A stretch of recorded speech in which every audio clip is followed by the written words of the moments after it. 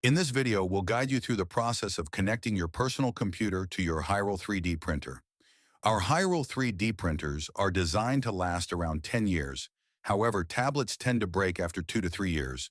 Therefore, you may want to use a different device to instruct your machine.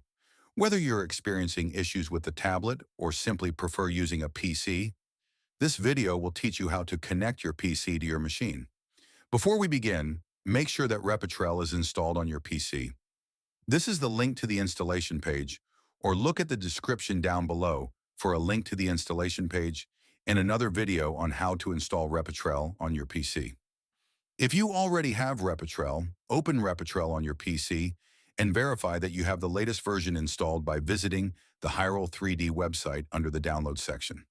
Then, on your tablet or your old device, navigate to Settings, then Printer, then save your current settings to a safe folder just in case it may be needed in the future. You may also want to save your bed settings by right-clicking and clicking Save Setting to File. If you would like to transfer your current settings on your old device to your new one, you can save your current settings into a USB drive for an easy transfer. Before we connect our new device to the printer, ensure the emergency power button is pressed in and the main power button is turned off to prevent any accidents. We also want to make sure to unplug the tablet cord from the main circuit board on the side of the machine. The tablet cord must be unplugged because the machine may malfunction if the PC and tablet are outputting instructions at the same time.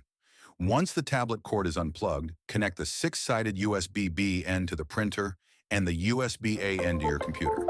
Then load file settings, select your printer model settings or your saved settings that you want to keep from your old device.